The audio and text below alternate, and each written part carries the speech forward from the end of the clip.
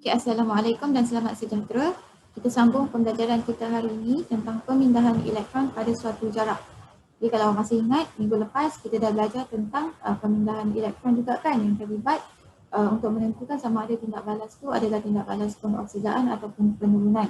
Jadi di remind semula, kita ingat semula kalau buang elektron, tindak balas tu adalah pengoksidaan, dan kalau terima elektron ialah tindak balas penurunan.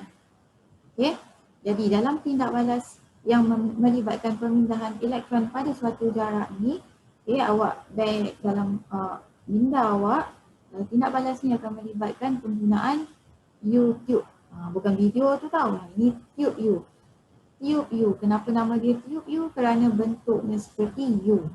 Okey, dalam tube U ni, tube kaca ya, kita mula-mula sekali kita akan masukkan larutan sehingga 1/3 lengan setiap bahagian. Okay, larutan ni kita gunakan asid sulfurik cair. Larutan asid sulfurik cair. Kemudian yang kedua, kita akan masukkan, titikkan sedikit demi sedikit. Okay, mula-mula di tiub di lengan sebelah kiri ataupun lengan sebelah kanan, tak kisahlah mana-mana satulah. Okay, so masukkan apa dia dekat sini, kita masukkan ejen penurunan. Okay, dan di sebelah kanan kita titiskan juga sedikit demi sedikit ejen pengoksidaan. Right, dan lepas tu kita celupkan elektrod karbon. Celupkan elektrod karbon ke dalam ejen penurunan dan ejen pengoksidaan, dan kita tutup dengan gabus. Sekejap, elektrod cuba panjangkan sikit. Okay. Gambar aja elektrod tu masih terkeluar lah. Yang kita tutupkan dengan gabus. Gabus ni pun mesti sebahagiannya berada di luar mulut tube U lah. Gabus tu tak boleh tenggelam dalam mulut tube U. Nanti macam mana nak keluarkan, betul tak? Dan elektrod karbon ni kita sambungkan dengan menggunakan wayar penyambung kepada galvanometer. Okay, so yang merah ni ialah elektrod karbon. Wayar penyambung dan galvanometer. Okay, fungsi pula. Apa fungsi asid sulfurik cair? Okay, asid sulfurik cair yang diisi dekat bahagian bawah tube U ni ialah untuk membenarkan ion mengalir melaluinya. Untuk apa ion tu kena mengalir melaluinya? Untuk melengkapkan litar. Kalau litar tak lengkap, tak ada arus elektrik yang akan terhasilkan. Untuk melengkapkan litar. Itu fungsi asid sulfurik cair. Kemudian ejen penurunan. Kat sini kita masukkan ejen penurunan. Ingat, ejen penurunan ialah bahan yang mengalami pengoksidaan. Jadi ejen penurunan ni dia akan lepaskan elektron. Buang elektron. Kita tengok dekat wayar penyambung ni, cikgu lukiskan anak panah, elektron keluar daripada ejen penurunan. Dan elektron akan diterima oleh ejen pengoksidaan. So ejen pengoksidaan ialah bahan yang akan terima elektron. Okay. Elektron akan mengalir melalui litar luar lah, wayar penyambung pergi ke galvanometer kan. Lalu melalui galvanometer sebelum diterima oleh ejen pengoksidaan. So fungsi galvanometer. Galvanometer fungsi dia ialah untuk fungsi galvanometer ialah untuk mengesan arus yang kecil. Dia kesan arus, awak boleh guna voltmeter juga. Tapi kelebihan galvanometer, arus yang terlalu kecil pun dia boleh kesan. Dia mengesan arus yang kecil. Jadi sekiranya ada arus yang terhasil, apa jadi pada galvanometer?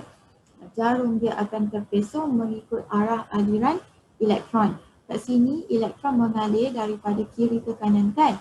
Jadi jarum galvanometer pun akan terpesong ke kanan. Okey, jarum galvanometer akan terpesong ke kanan sekiranya ada arus lah. Faham ya?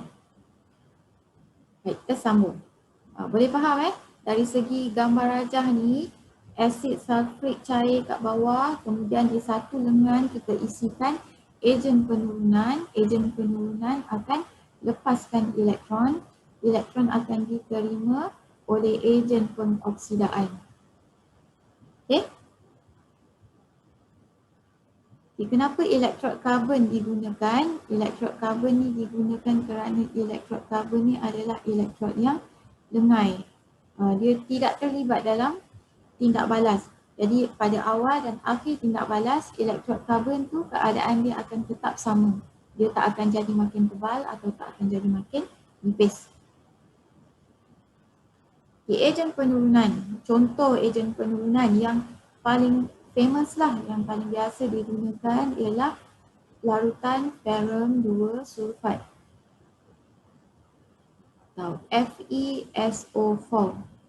So ferrum 2 sulfat, ingat lagi pada pembelajaran lepas cikgu dah bagi tahu kalau awak jumpa ion kan, awak jumpa ion dan awak kena pecahkan dia. Ferrum 2 sulfat kita pecahkan kepada Fe2+ dan juga SO4 tu negatif. Kemudian awak jumpa SO4 ion sulfat, awak akan potong siap-siap. Kerana apa? Kerana ion sulfat tak terlibat dalam tindak balas redox. Jadi ferrum 2 saja yang dipilih.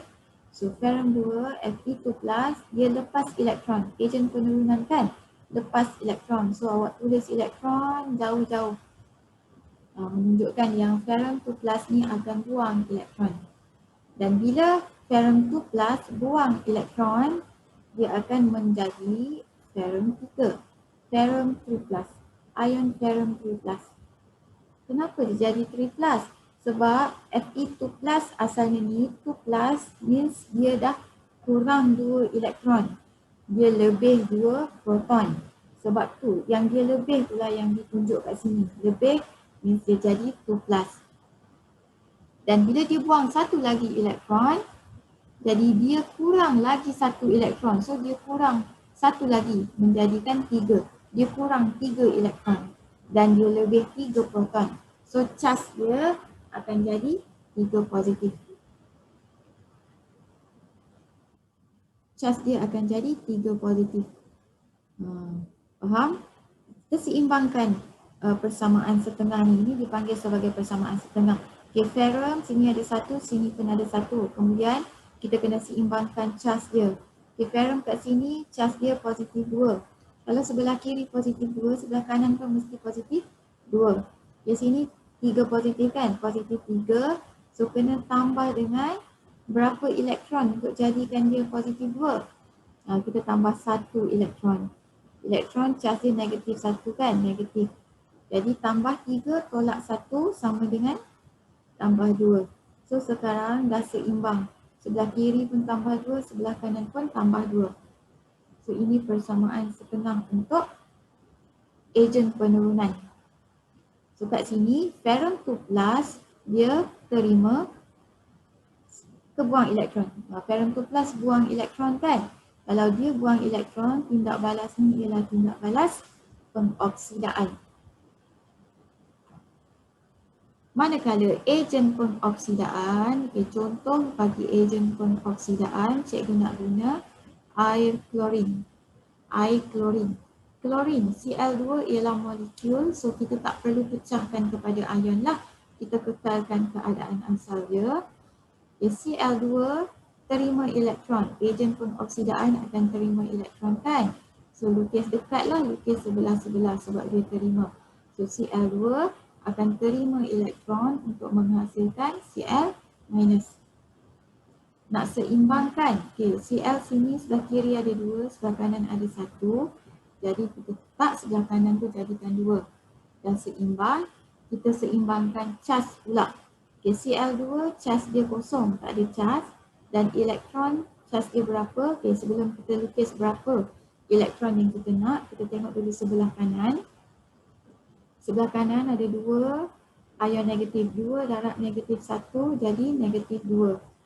Nak seimbangkan, sebelah kanan ada negatif 2, sebelah kiri pun mesti negatif 2. So kita kenalah letak 2 elektron sebab elektron bercas negatif kan. So bila letak 2 elektron dia jadi 2 negatif. So dah seimbang dah, sebelah kiri dengan sebelah kanan dah sama 2 negatif. Jadi apa yang berlaku ialah klorin, molekul klorin terima elektron, jadi tindak balas ni ialah proses penurunan. Okay. So klorin mengalami penurunan. Jadi klorin adalah ejen pengoksidaan. Ferrum 2+ pula dia buang elektron. So prosesnya ialah pengoksidaan. Ferrum 2+ mengalami pengoksidaan. Jadi ferrum 2+ ialah ejen penurunan. Okay, ini contoh tindak balas yang berlaku. Okay. Kita tengok dekat ejen penurunan. Warna asal dia warna apa? Ferrum 2+. Ferrum 2. Okay, ferrum 2 warna dia hijau. Ferrum 2+. Okay, warnanya hijau pada awal tindak balas. Pada akhir tindak balas, dia membentuk Fe3+. Fe3+ berwarna perang. So, perubahan warna berlaku daripada hijau kepada perang. Manakala Cl2 ataupun ion klorin, ion klorin tak nampak pula tulisan dia kalau tulis dengan warna kuning. Cikgu tulis dengan warna hijau. Cl2 warna dia kuning kehijauan. Okay, kuning kehijauan. Pada akhir tindak balas dia menjadi Cl-.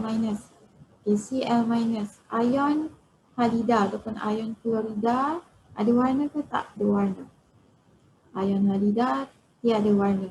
So perubahan warna berlaku daripada kuning kehijauan kepada tidak berwarna.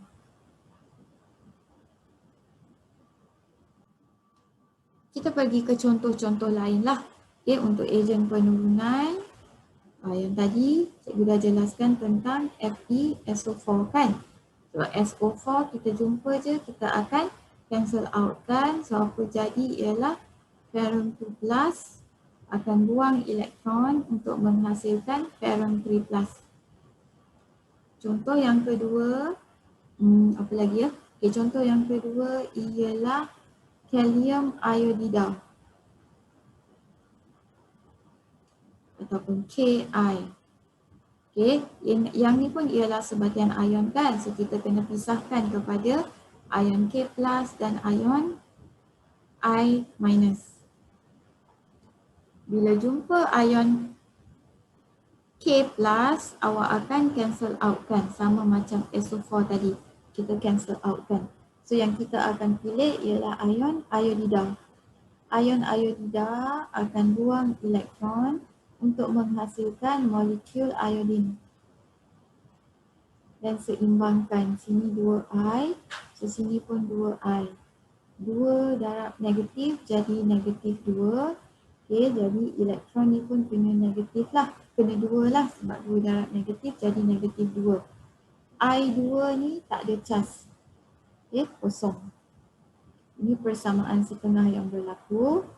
So, ion iodida buang elektron. Jadi prosesnya ialah pengoksidaan. So, ion iodida ialah ejen penurunan. Contoh yang ketiga, awak boleh juga guna natrium iodida. Prosesnya sama awak buat macam nombor 2 tadi, nombor 3 kan. Kita pecahkan kepada Na+ dan juga I-. Awak jumpa je Na+ ni, awak akan cancel out siap-siap. Sebab apa? Sebab dia tak terlibat dalam tindak balas redox. Jadi yang kita akan pilih ialah I- kan. So samalah macam yang nombor 2 ni. 2 I- akan menghasilkan I2 tambah 2 elektron. Maksudnya ion iodida buang elektron untuk menghasilkan molekul iodin. So yang ni pun ialah proses pengoksidaan. So iodida mengalami pengoksidaan. Iodida adalah ejen penurunan. Contoh yang keempat ialah logam yang elektropositif. Cikgu nak bagi contoh zinc, Zn. So sekiranya awak guna zinc sebagai ejen penurunan, so zinc akan buang elektron untuk menghasilkan ion zinc. Zinc buang elektron untuk menghasilkan ion zinc. Zinc berapa elektron yang dia akan buang? Dia akan buang 2 lah elektron. Kenapa 2? Sebab kita nak seimbangkan Zn sebelah kiri cas dia kosong, sebelah kanan tu mesti kosong kan. So Zn sini 2 plus tambah dengan yang negatif ni negatif 2. Tambah 2 tolak 2 sama dengan kosong. So dah seimbang kiri dan kanan. Manakala untuk ejen pengoksidaan pula. Okay, contoh ejen pengoksidaan yang pertama tadi cikgu dah bagi air klorin kan. So kat sini kita tengok pula air bromin, Br2. Actually benda yang sama je. So Br2 ialah molekul, kita tak perlu pecahkan, kita maintain je. Ambil je Br2 sebagai ejen pengoksidaan. Ingat ejen pengoksidaan akan terima elektron. Ejen penurunan lepas elektron. So, ejen pengoksidaan terima elektron. Tulis elektron sebelah dia kan untuk menghasilkan ion bromida. So, Br2, sini pun kena tulis 2 Br. So, berapa elektron yang dilepaskan? 2 lah. 2 elektron untuk seimbangkan sebelah kiri dan kanan. So, bromin, molekul bromin terima elektron. Jadi, maksudnya proses ni ialah proses penurunan. Bromin mengalami penurunan. So, bromin adalah ejen pengoksidaan. Yang kedua, boleh juga awak gunakan, kalau sebelah kiri ke ejen penurunan tadi awak guna ferrum 2, sebelah kanan awak boleh guna ferrum 3. Ferrum 3 sulfat ataupun ferrum 3 klorida. FeCl3. So kita pecahkan ion dia Fe3+ dan Cl negatif. Kan? Okay, kita akan pilih, kita cancel out kan yang Cl ni, kita pilih Fe3+. So Fe3+ akan terima elektron untuk menghasilkan Fe2+. Dia terbalik daripada yang ejen penurunan nombor 1 tadi. Okay, ferrum 3+ terima elektron menghasilkan ferrum 2+.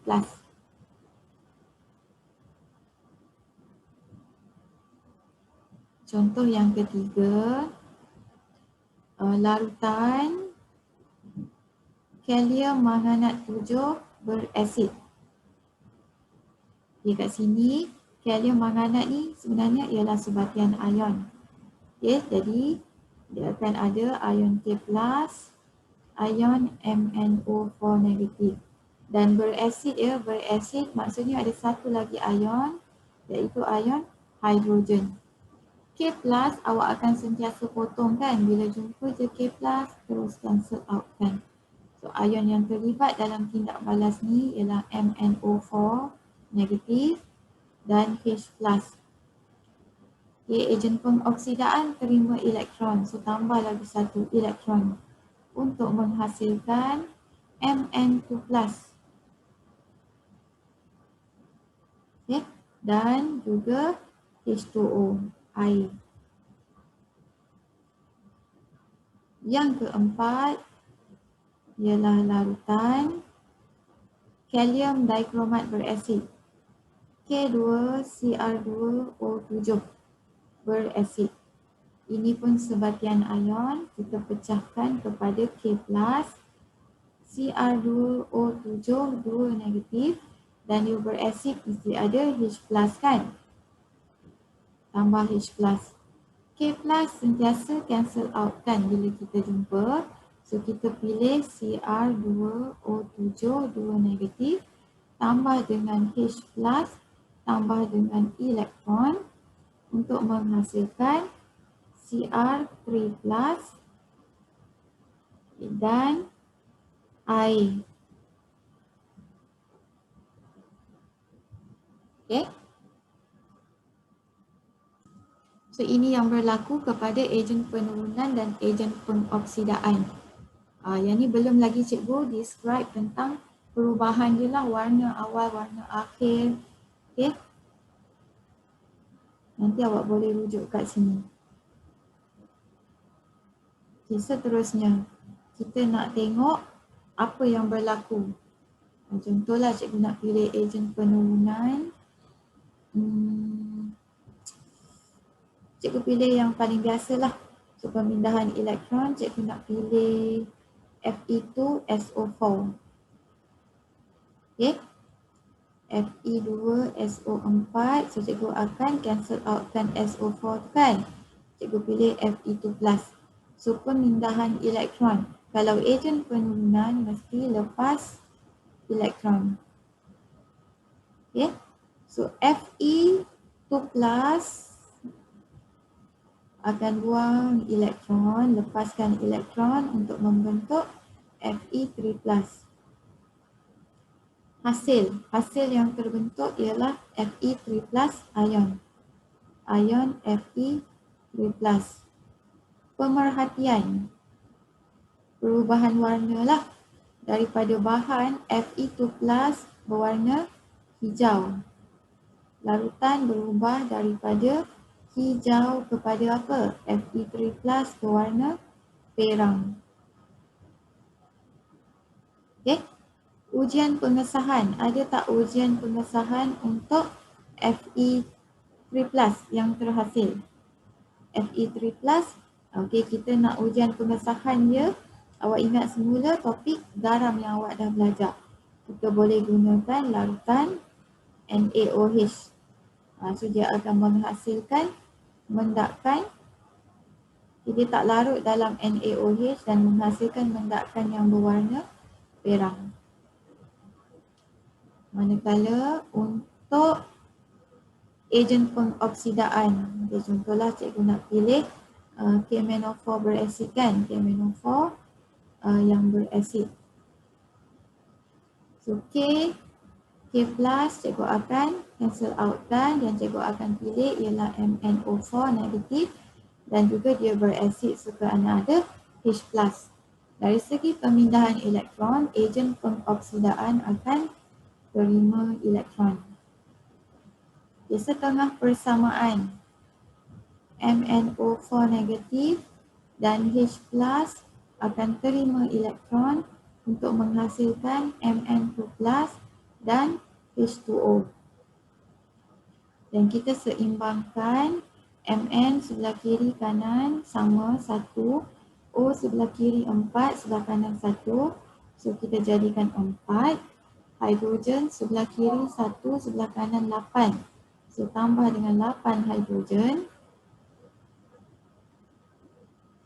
Okay, elektron pula sebelah sini negatif 1 tambah negatif 1 tambah positif 8.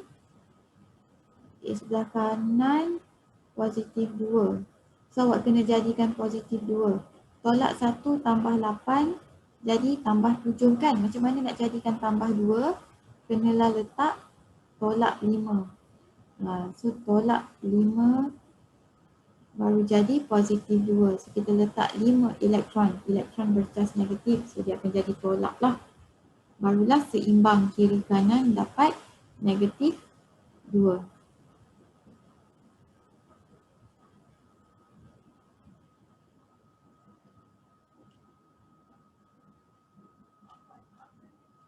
Okay.